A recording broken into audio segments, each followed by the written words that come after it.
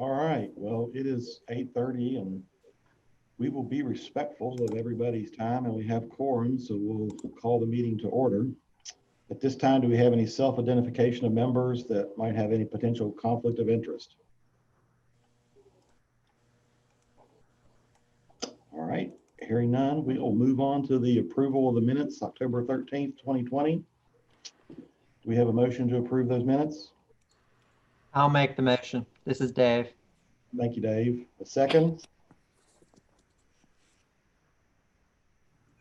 This is Kevin. I'll second. Thank you, Kevin. Any discussion? All those in favor? Aye. Aye. All right. Minutes are approved. Next, we're going to move to David to give us a little bit of a data analysis, looking at workshops and hiring events. Good morning, everybody. That was really quick, too. We're already 10 minutes ahead of schedule. And I don't want to dwell on this a whole lot because this is like business service committee stuff, but it is programmatic and pretty much everything in the Career Center affects the youth, right? So I'm going to share my screen here real quick. So one of the things, if you guys have noticed in the past, that on the KPI, which I'll pull one up real quick, we have these basic career services, which are in-person, on-site, available to anyone. In the past, I would make flip jokes about those are people coming to get a Coke out of the Coke machine because they're utilizing a service. Since COVID, that's kind of the dynamic has changed quite a bit. And so we wanted to produce a more detailed dive to what services we're providing to what customers, during this time and as we transition out of COVID and back to some kind of normalcy. So at the moment, we've had 448, and this is through October. Let me say that real quick. This is through October 31st. We've had 448 in-person on-site services available to all customers. And so I've done these breakdown dashboards. Let me find the right one. Oof, sorry, it's too many buttons. Here we go. So this shows all the basic career services, workshops, and hiring events. So this is virtual, in-person, off-site, on-site, right? Through October, we've had 124 career services, workshops, hiring events to a total of 1,011 customers. But on the KPI, we focus on the in-person, on-site basic career services. So I can do this. And that's where we see our 448 people that have attended 90 different career services, workshops, hiring events, all considered in-person, on-site. So if I pull up David, the KPI, how do we those events that we put on, which I'm assuming those are Dollar General, FedEx, those are specifically for those companies, but the ones that we like the veterans, did we do the veterans hiring event or did the veterans do that? We just help support them. Are you talking about the Veterans Job Fair? Yes. So that St. Elizabeth was there as far as I recall, but that was a virtual event. So it wouldn't be counted in that in-person on-site. So I could actually filter this that way. I was just curious how we market those things. How do people know to come to the event? To come to a job fair? We have a really robust job fair committee. They send out things via, I'm watching Dave Schroeder shake his head. We send out things via the library. We have a list of people. We send stuff to the media. We've had radio spots, TV spots. Yeah, we market our job fairs as well as we can. Okay. But like we can show those, like if I do like hiring events and then virtual, that's when we see our, and like I said, this is only through the end of October. We see our Veterans Job Fair. We had some virtual employer hiring events, healthcare career fair. St. Elizabeth was definitely there. So and then these, pardon me? You say customer serve, is that people that were actually hired or just people that showed up? Oh, you're saying career services? your screenshot that says customer served, and so is that customer served? Like the veterans, it said 128. Did we hire 128 across our community? No, or did those were 128 people who attended the 14th annual Veterans Job Fair. We show the hires in a different part of the KPI. That's down here in the job placements number. And that's like a different set of reports. And just to answer Jamie's earlier question, as far as the Veterans Job Fair or some of these other hiring events, the KCC, the Career Center, actually is hosting a lot of these for these companies. Right. So, for the other job fairs, the Career Center staff, the Brighton Center staff that are contracted through the WIB, they're the primary organizers of those, but then they bring in all the other partners, obviously the veterans groups and so forth for that particular one as well. But they are leading and putting those together. Yeah, Catherine. Right. When I met with Ellen and Eric and Mindy and Marcia extensively last week talking about this, and that's the definition of in-person on-site, is that it's facilitated by KCC staff at a KCC location. So on the dashboard here, I haven't broken down by locations. So if we look at the in-person on-site, so the 90 events that served the 448 people, 1 was in Carrollton, 2 were in Covington, 79 were at the KCC CVG, because they just do lots of internal employer-driven hiring events there. 2 in Florence, 3 in Grant County. And then this is just a collection because we have talent development staff all over the 8 counties these days. And so we just kind of have a catch-all of KCC location. I'm assuming we'll be adding Kenton County Public Library to this list, our other access points as well. Because all of that, and I keep going back to that definition of that in-person on-site services, that's facilitated by KCC staff. So that's kind of my little bit on the workshops and hiring events. And that all goes back to that we're going to have to deep dive into each one of these kind of WIOA categories on the KPI, like we did in the past, but it's a little bit more different and dynamic these days with the COVID situation. Yeah, the only thing I would add to that, and I know you said it's in a different part, I'm not sure if it links back directly, and I'm just using the veterans as the talking point. My comments really apply to any of those things, but I get 85,000 applications a year for 1,200 jobs, and we've got multiple marketing formats that we deploy. We always tie it back to results. So for example, Right. If you touched 128 veterans but didn't hire a single one, I don't think we did anything. That's what I always tell my recruiters. I said, you could talk to 20 people. If you don't hire any of them, then whatever format you were using isn't working for us. And so it probably would be helpful in this report to say of the 128 we touched, we can confirm that 10 were hired or whatever it would be, because again, just having 128 people doesn't mean it's effective. Sure. And this is more of like a traffic report. Back in the day, we called this the in the door report. It was like feet through the door. It's not really a ROI or a KPI like that. But that's a valid point though, and that I'll update this a little bit and I'll have a link that goes to the placements reports as well, because we track those, but that's dependent on getting feedback from the employer, getting feedback from the hired job seeker. But no, I do see your point though, that I would like to kind of see that as almost as a percentage. We had 128 people. We know that we gave X percent a job. But if there's any other questions or comments on this, like I said, this is like a collection of deep dives that I'm building for each section of the KPI. It's been kind of a long project. Hey, David, Mhm. I don't know if you have anything like this with you today, but I know one of the reasons that we wanted to capture this data is also for all of the events that are happening that, kind of aren't visible in the KPI because they're not under that sort of on-site in-person format, which we're obviously still doing a lot in the Right. in-person, on-site format, but there's all the virtual services. Right. And this does capture that. This is all workshops, hiring events. Okay. Cool. So like on Oh, our I see the KPI, version. we show the 85 just hiring events and job fairs.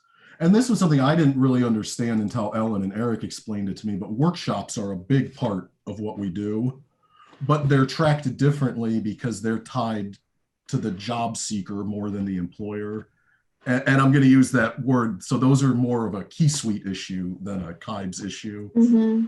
So outside of workshops, all of this is tracked in KIBES and it's tracked very accurately. It's just the workshops are the one kind of weird anomaly because it's tied more to the job seeker.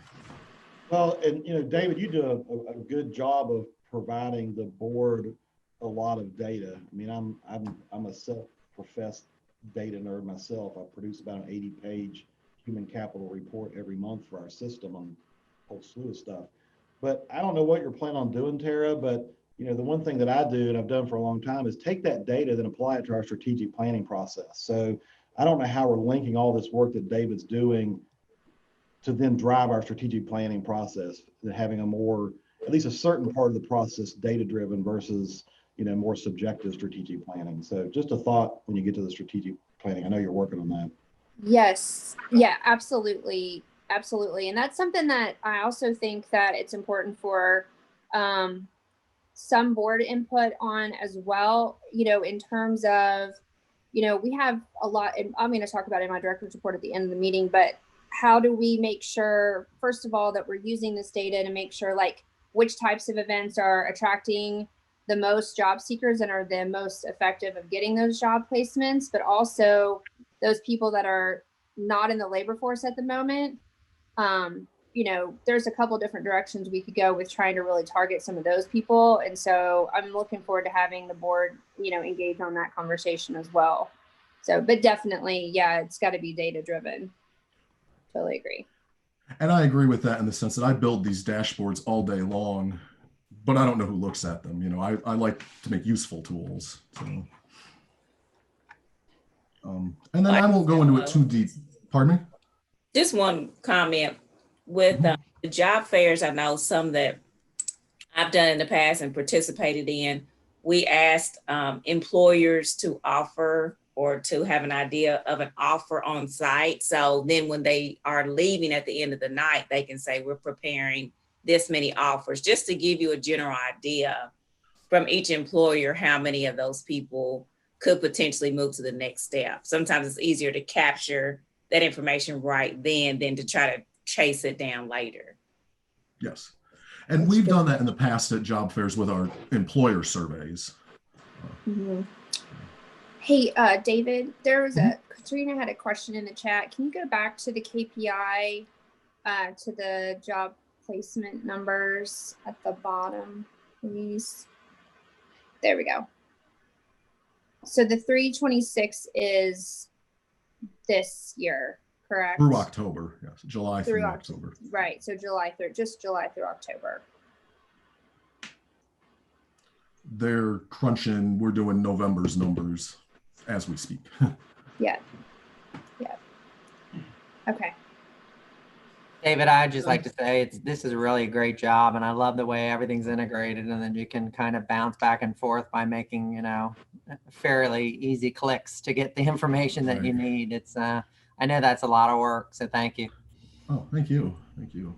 Like I said, I don't want to go into too much because this is more business service, but we have deep dives for the key performance indicators, workshop hiring events. I'm building a big unemployment, labor participation rate dashboard, stuff like that. Oops. Here's a chat from Ellen.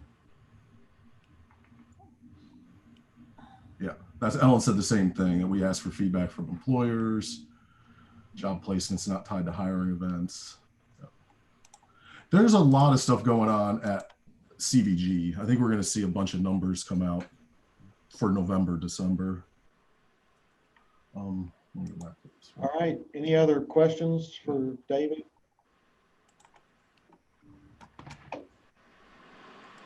I agree, David. Very nice report. Thank you. Well, thank you. Thank you. So we will move on to Tara to give us a subcontractor contract update. Okay, just want to make sure I was off mute. Yeah, so good morning, everybody. Did want to just let you know that I think most of you attended the full WIB meeting that was in November.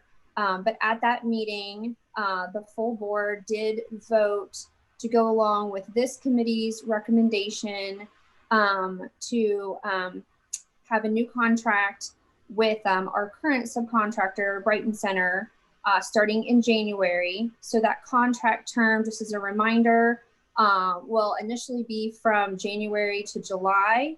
That's only half a year. It's a COVID situation that resulted in the delay of the RFP process, and so a shorter contract. And then it will be renewable for up to 2 additional fiscal years, so 2 full fiscal years after that, pending, board oversight and review. Following that meeting, our LEOs, our local elected officials for all 8 counties, so those are the county judge executives from all 8 counties, they met on November 13th, and they voted to carry forward with the board's recommendation and vote as well.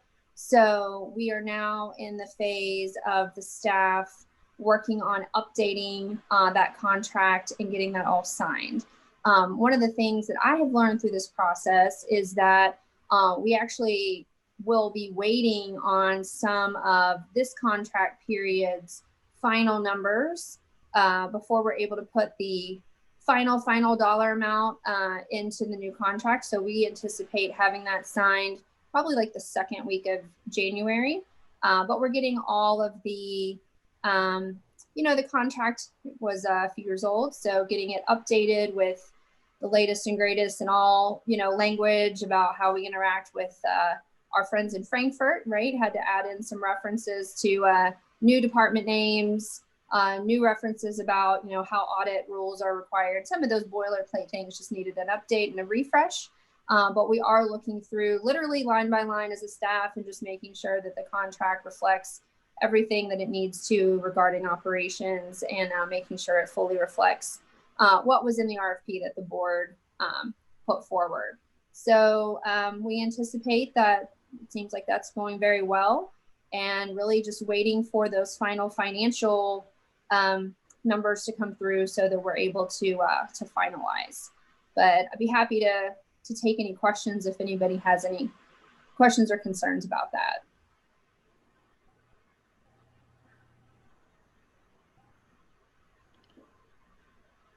All right. Thank you, Tara. Thank you, Jamie. Next, we have a Lift Up grant update.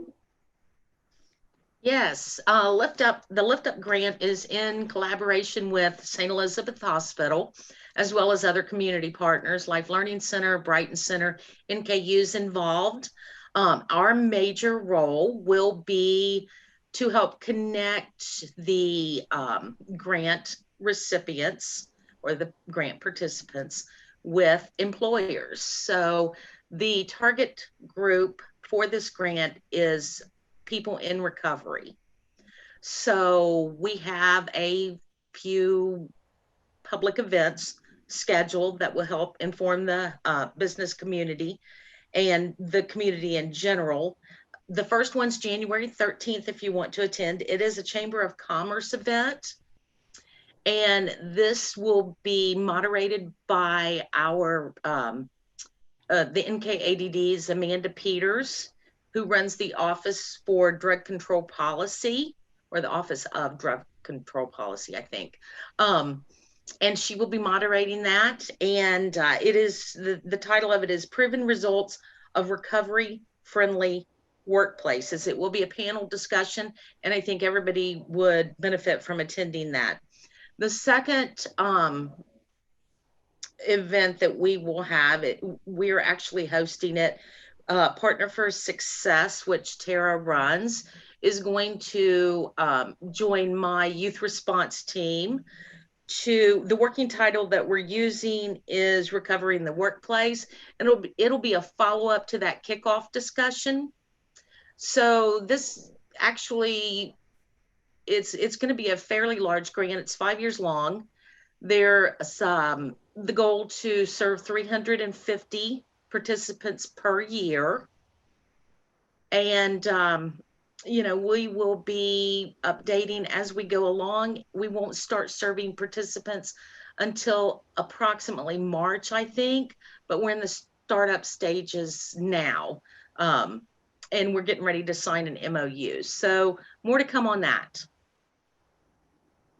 All right, thank you.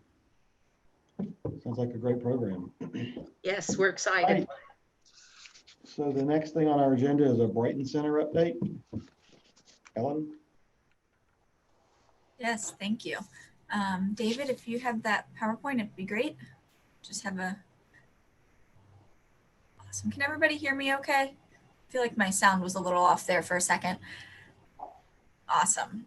Okay, so wanted to, provide an update on a couple things at the Career Center. We had some great discussion about the KPIs and really appreciate everyone's feedback and input about those, the stuff that David was working on with myself and Eric and Mindy. We are always trying to, kind of refine and improve that process and, really appreciate the feedback on all of that. So. David, if you could go to the next slide. Thank you. So, a lot of things have been happening at the Career Center. As you heard mentioned, we have resumed some limited in-person services, and we're really excited about that. Corey's going to speak to that a little bit more later on. But I wanted to provide an update about our WIOA registered services. So as a reminder for individuals, those registered services are those really more intensive eligibility criteria has to be met for those services. So for example, for our adult customers, as a single individual, they need to be making less than around $13,000 a year in order to qualify for these services. So that's a definitely, kind of a difficult criteria to be met on that.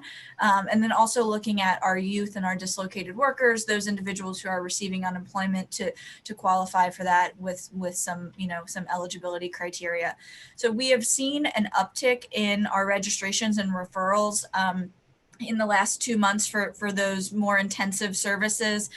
Definitely as we've resumed in, those limited in-person services and the phones, being locally managed within the Career Center as well. So we've enrolled 25 customers into those registered services in the last 2 months, inclusive of, the adults, dislocated workers, and our National Dislocated Worker Grant. So we're really excited to see that. And then, on the employer side of things, we have also seen an increase in our employer services, specifically with our SWAT meetings. And our SWAT is that Strategic Workforce Action Team, which is really a collaboration across all of the kind of the workforce ecosystem of Northern Kentucky, inclusive of the Chamber and some of our state partners, Life Learning Center, EC Learn, and all of those really people who are working in that workforce space. And I was really excited to learn in a recent conversation with some of our partners in Frankfurt that the SWAT model has been lifted up to Department of Labor as a best practice for layoff aversion, and actually had a meeting yesterday with Kentuckiana Works in Louisville.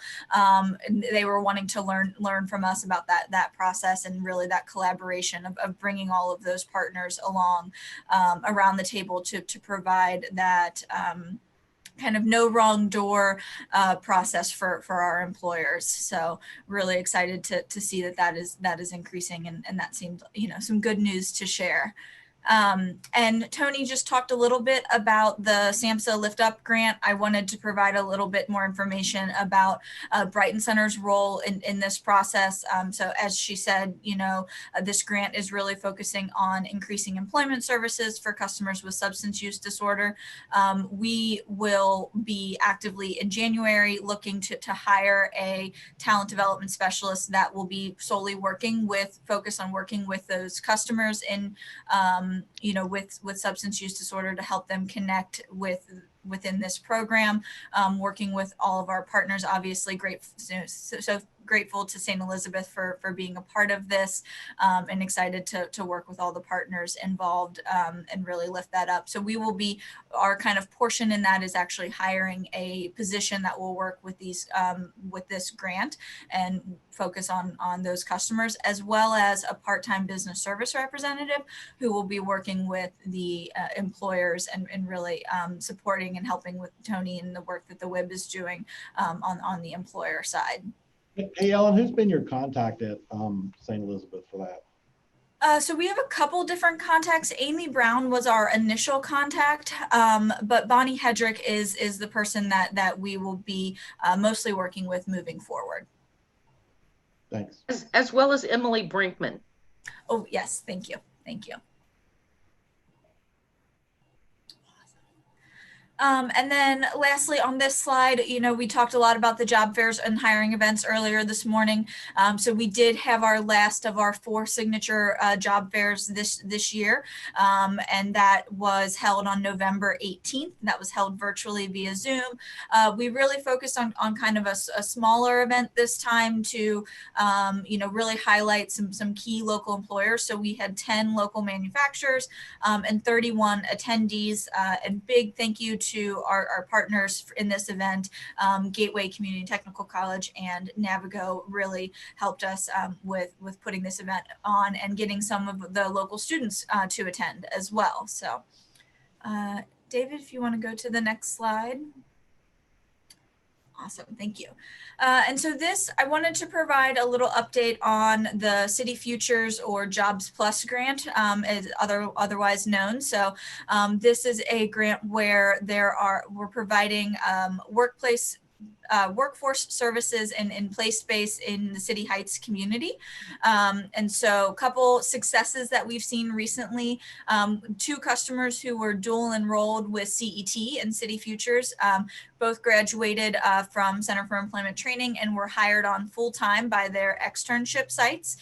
So we held what is traditionally called at CET as clap-outs for them, where those individuals get to, have a little ceremony at the end of, they're leaving the center because they're off to employment and really celebrating their success.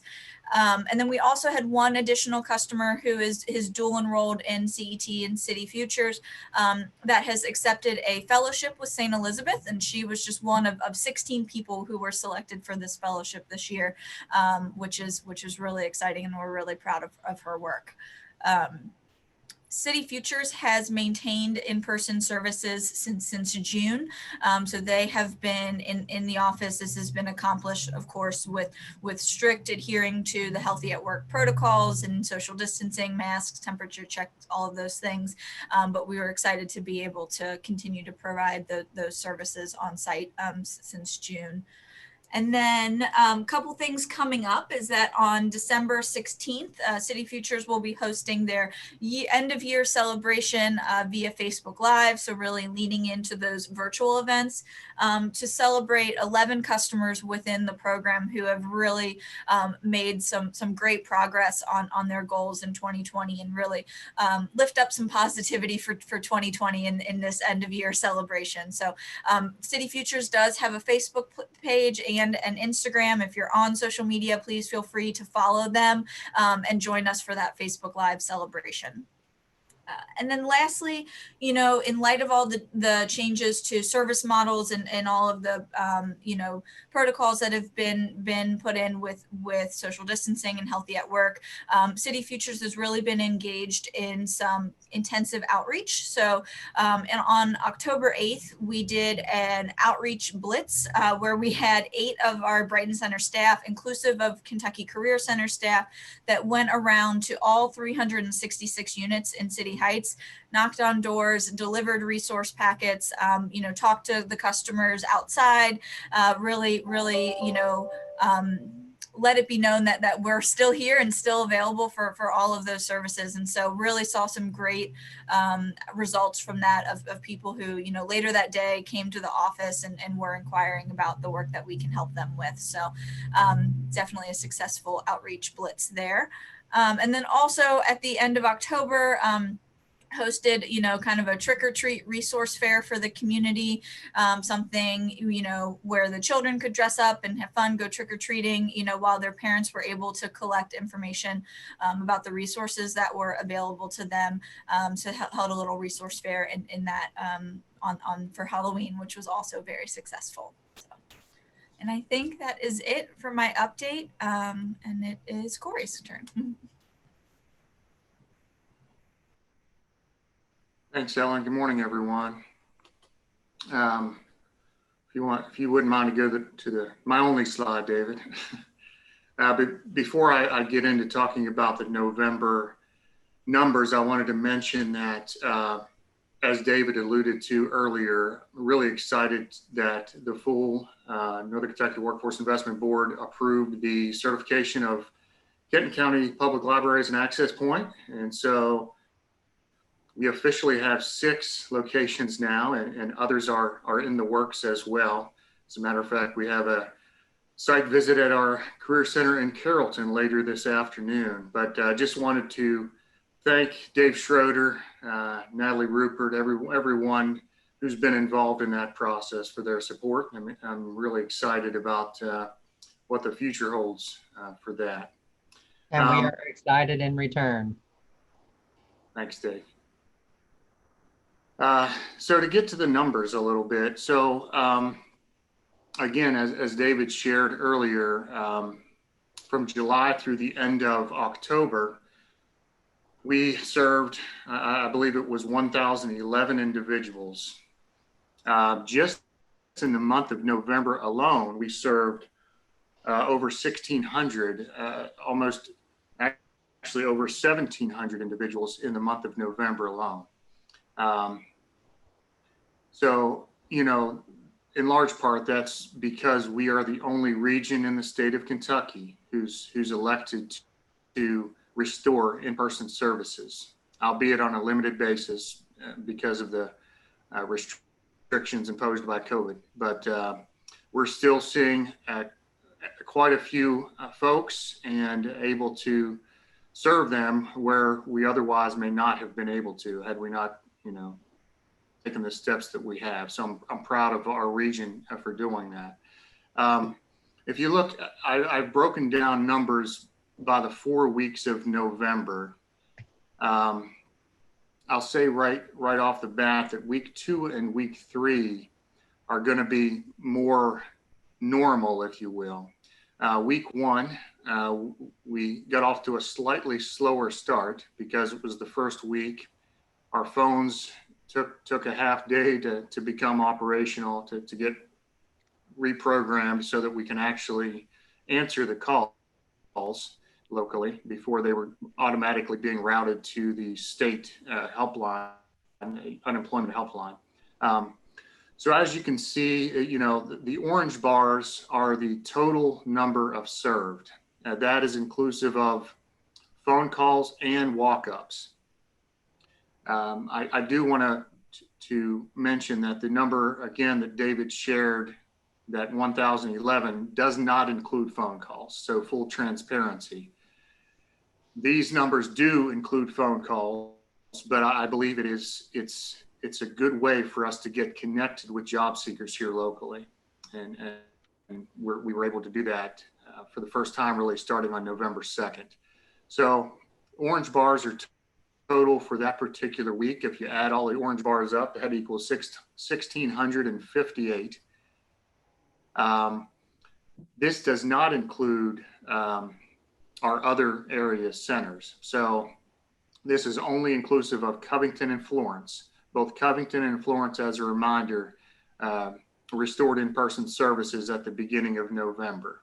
Our Williamstown location and our CVG location have been doing services since August, and our Carrollton location restored services in October. So we have all of our locations currently up and running in a limited way. We've seen a lot more phone calls than walk-ups, which has been a surprise. I think there's been a lot of angst across different regions. Everyone has been really worried, frankly, about being overwhelmed with people coming in their doors or being in their parking lot and being angry. That's not been our experience. The number of walk-ups has been very manageable, and we've not had any angry folks who've walked up. Now, we have had some callers who have been upset, and really, we're getting into our groove, I'll say, in terms of our messaging and being able to empathize with those callers, apologize for their experience with unemployment, but also redirect the conversation to how we can help them get reemployed. That's the primary reason we wanted to reintroduce services, is to get people into jobs.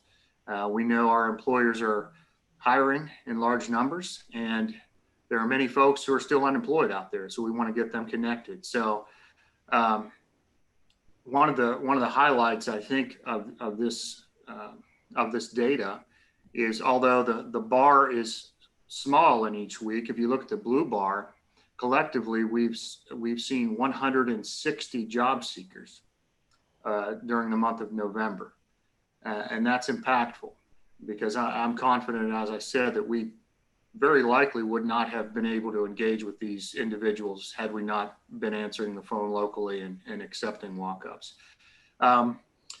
Roughly 85% of our callers or walk-up customers have been related to unemployment. So again, that's expected. We're not surprised by that at all. If the numbers for you data folks, if you're quickly trying to do math and they don't add up, I can explain why. So if you look at the orange bar in each week is the total for the week. The green and the purple will add up to that total. The green is the number of phone calls that we've received during that week. The purple is the number of walk-ups. Those two numbers equal the orange bar. The red bar and the blue bar do not add up to 492 or to the orange bar, because there's an other category. So the red bar indicates number of unemployment calls or people who have walked up to the career centers in search of unemployment help. The blue bars are job seekers. There's, as I said, another category that is an other category, and primarily that is folks who have been searching for emergency assistance, maybe help with their mortgage, utilities, food, clothing, that sort of thing. And we've, of course, made the appropriate referrals to help those individuals. It also could be individuals who are coming to us for other services such as vocational rehabilitation, Goodwill, or something like that. So the other category is not reflected on any of these bar graphs. So that in a nutshell is what we've seen in November. I'm very pleased with how things are going. As Ellen mentioned before with City Futures, we've been strictly adherent to CDC recommendations as far as safety and health protocols, with the mask wearing and the social distancing, and taking temperatures when people enter the building. And these numbers here do not reflect, again, numbers served in Carrollton, Williamstown, CVG. Collectively, in those three centers, we've served 105 people in the month of November. So that would be in addition to this 1,658 served out of Covington and Florence. I'm happy to answer any questions if you have any, but thank you. Hey, Corey. Yeah, great report. For those that are seeking assistance with unemployment, what type of services are you able to provide to them? Great question, Katrina. Thank you. Really, we provide them support and guidance on the process. So if they're a new claimant, if they've not filed, and we've seen a little uptick in folks who have just begun the filing process. So we're able to actually walk customers through that process and instruct them on how to file a claim. But the majority of folks calling who need help with unemployment are those who have filed months ago and have been unsuccessful in getting their benefits. For those individuals, we offer some information on the process. We have been able to offer them an alternative way to reach Frankfurt. Most of our callers or walk-up customers have tried the various numbers for unemployment and have been unsuccessful. You know, they've just been calling and never can get a call back. So there is an alternate way to get in touch. It's through an online form through the kcc.ky.gov website. And we're giving customers information about how to get to that online form to submit their question that way. And being fully transparent with them that, you know, that by no means is that going to be a speedy response, but at least that's another avenue to get their issue addressed.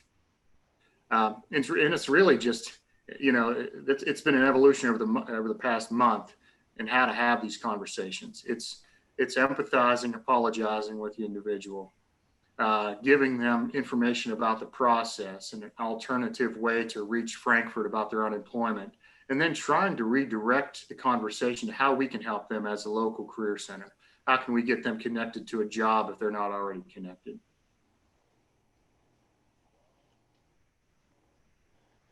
All right, any other questions for Ellen or Corey?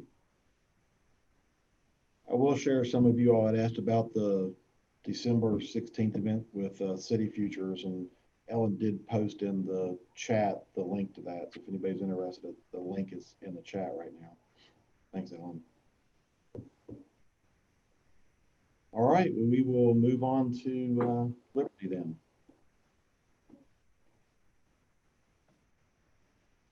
Good morning. So today we're looking at the October KPI. Are we able to put that on the screen?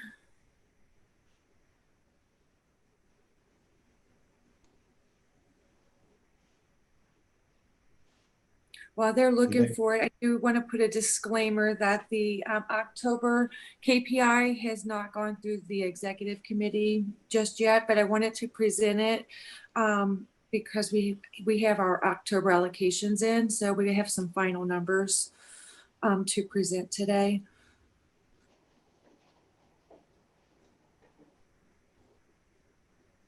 I'm pulling it up right now. Okay. Oh, it's not in the agenda. Where is the Liberty, where did you save it? It's not in the meeting folder. Oh, I just emailed it to you, Tara. I'm sorry. I didn't save it. All right. I will put it in the folder, David. Oh, okay, great. Thank you. Sorry, David, not you.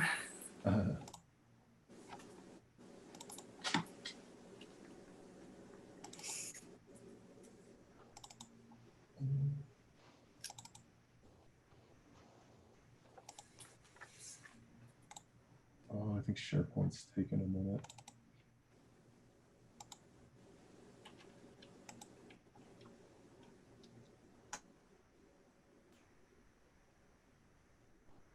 Anybody know a good joke?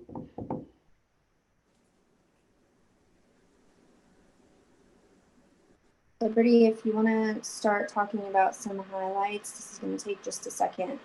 Yeah, the October report is 33% of the fiscal year. We are right now overall only expended at 15%. A large part of that is due to the National Dislocated Worker Grant. We've not expended that as rapidly as we originally thought we were going to.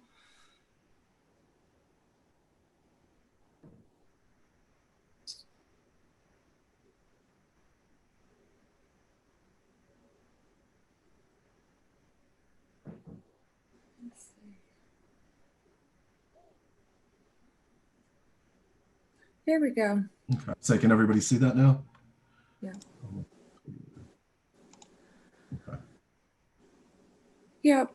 Our carryover is now final. We have our October allocations in now, so our allocations are actual. This year, the October allocations, altogether, it wasn't too bad. We got a little bit less dislocated worker, but we got more of the adult. So the net of the October allocation was only a negative of about 20,000, which is better than it was last year. Overall, we still have an unobligated amount, which is good for our upcoming FY carryover. Those are the highlights. You will see in the National Dislocated Worker Grant line item, we did receive additional funding for that program, and we've not yet decided of, what we're going to do with it just yet. But those are the highlights. Does anyone have any questions? Are we at risk of losing any money because we didn't utilize it anywhere? That's a good question. Well, the National Dislocated Worker Grant, whatever's not expended, will expire.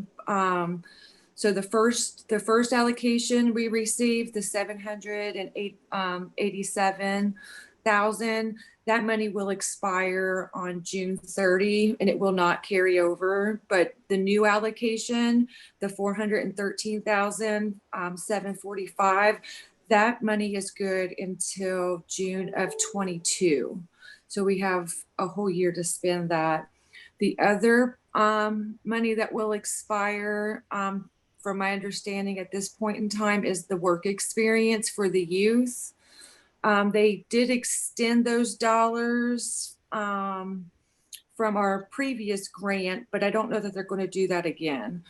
Okay, so let me address the National Dislocated Worker Grant first. Okay, so we're meeting. We originally had, and I can't remember how many entities participating, but several nonprofits participating.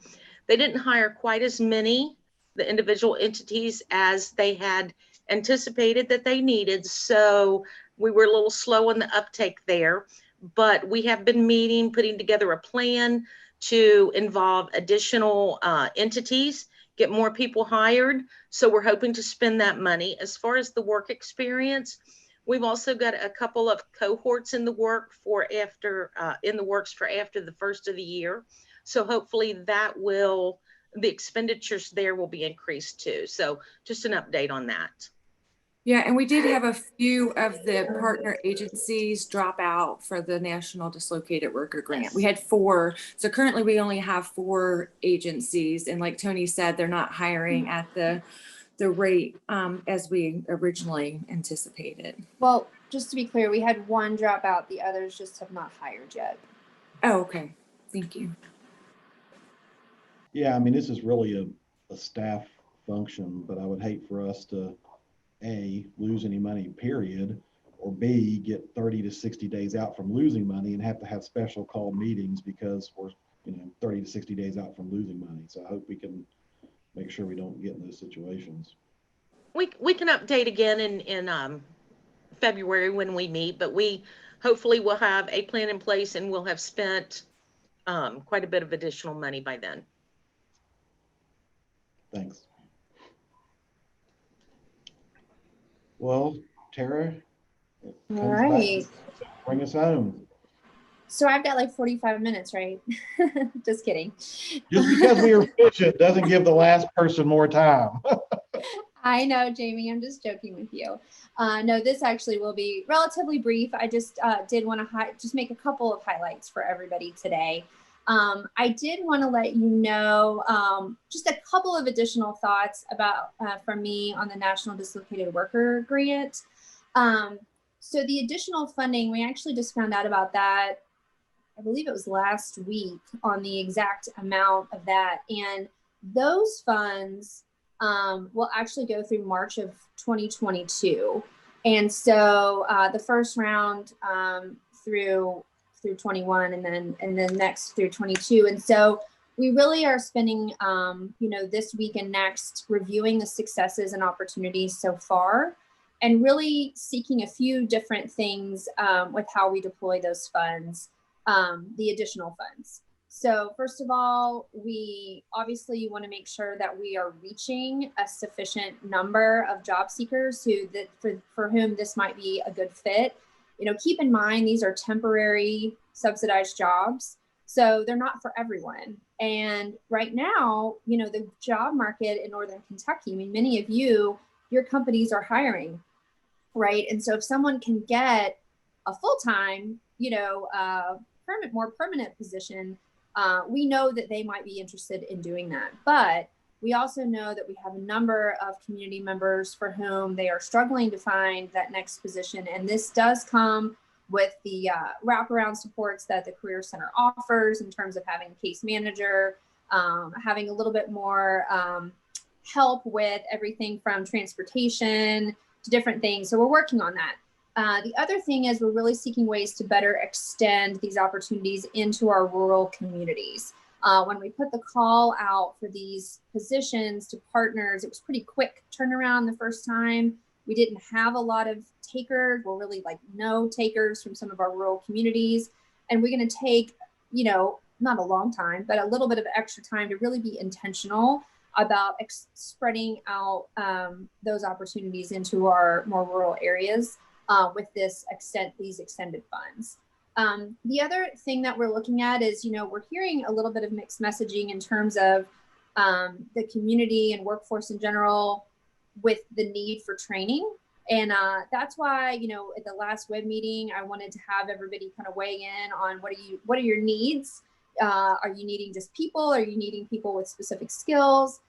Because we really are looking at, we can put some of these dollars toward training. And so we want to make sure that if that's necessary, that we do that in an appropriate way. So, happy to hear from any of you about those things. But that's how we're really trying to use these extended funds, just in a little bit different way now that we've learned. I mean, things are becoming a little bit more clear with this economic downturn than they were when we first applied for these funds in like April, right? So, so we know a little bit more, and we're trying to address that accordingly. Hey, Tara, I would tell you from a St. Elizabeth standpoint, I would go out on a limb and say I would hire every dislocated worker you would send my way at this particular point in time. So Okay. I don't know if you have a supply, but right now we would use everybody you would send our way for a temporary position, because obviously the COVID is impacting us incredibly hard, and we need all the labor that we can get. Right.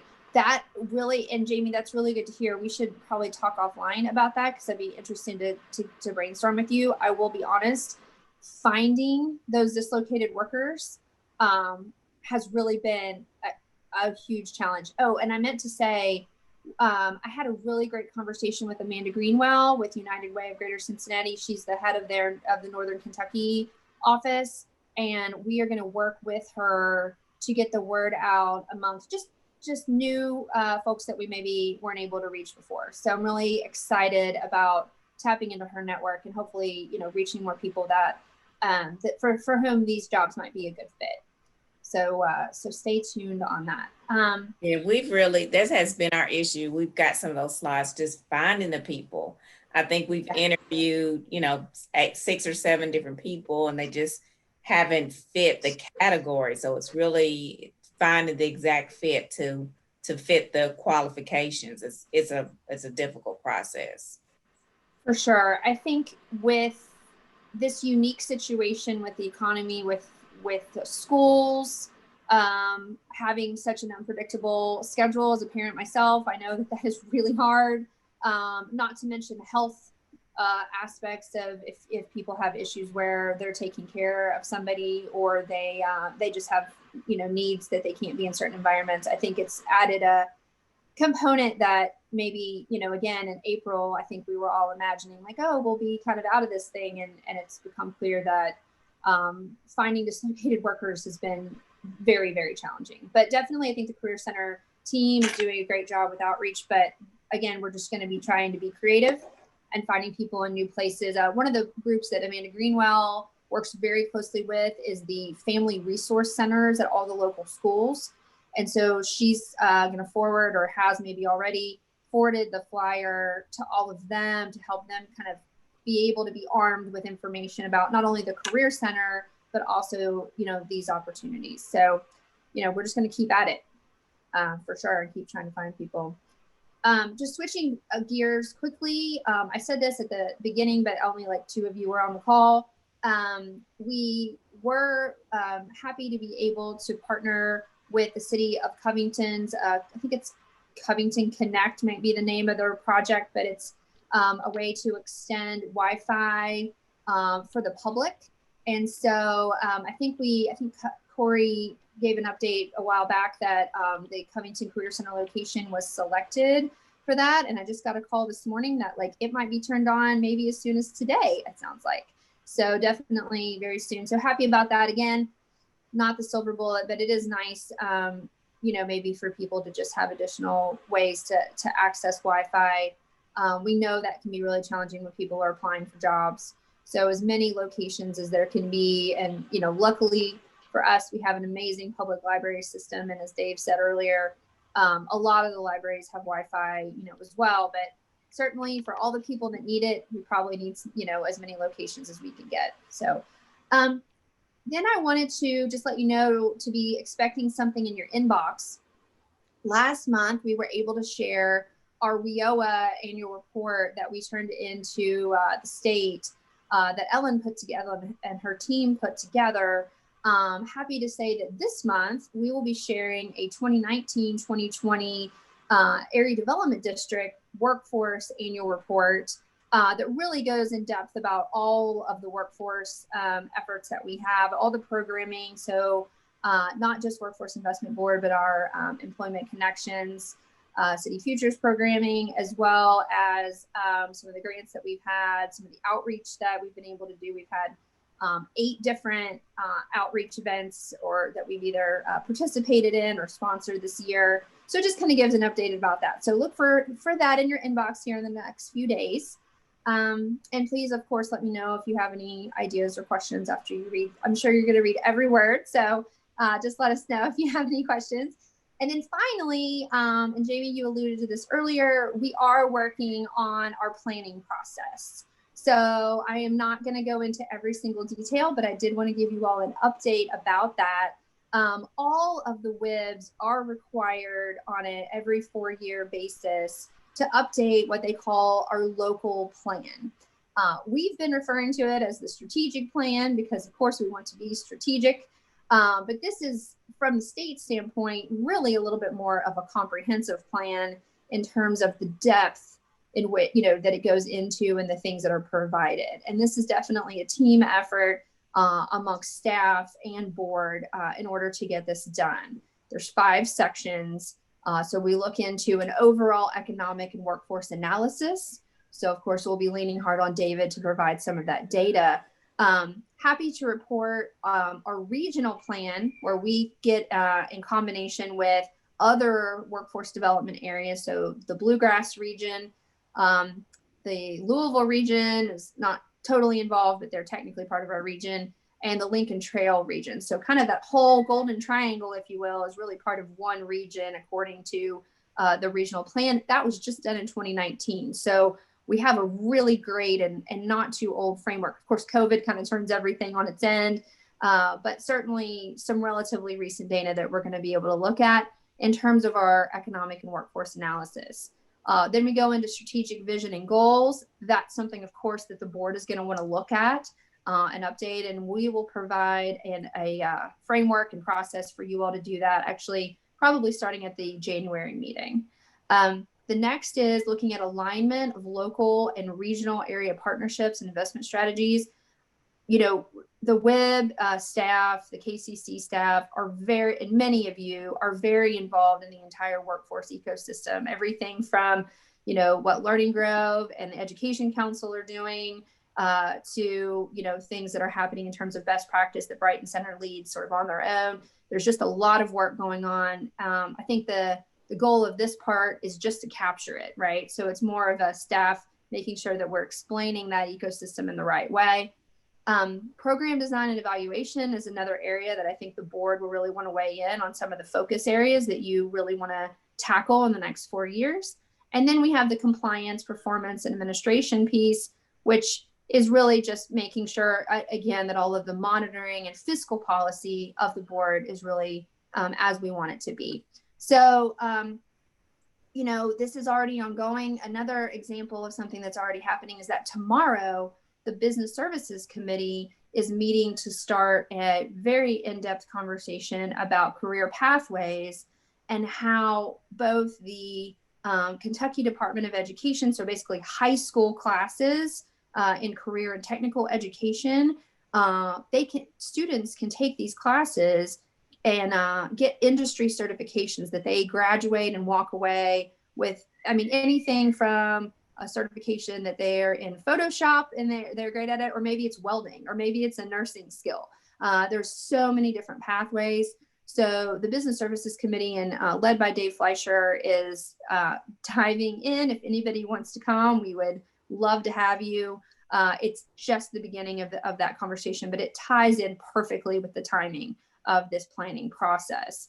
And then, you know, we'll just kind of continue to work through it.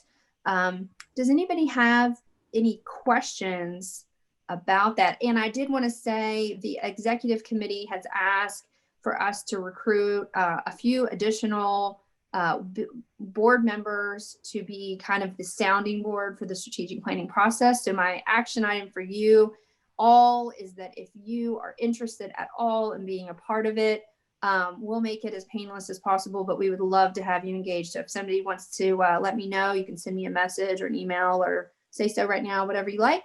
But we'd love to have you engaged. Every board member will be involved, but as you might imagine, there'll be a committee that, you know, might have a little extra time involved.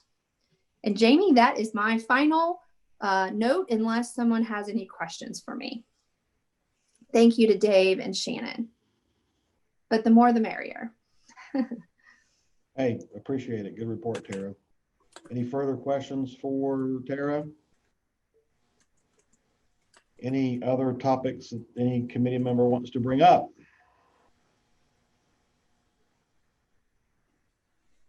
Hearing none, we will give each of you roughly a half hour back of your day. So use it wisely. Thank you. Thanks, Jamie. You. Bye, everybody. Thanks all. Thank you all. Bye-bye. Bye, everybody. Do you need an adjournment?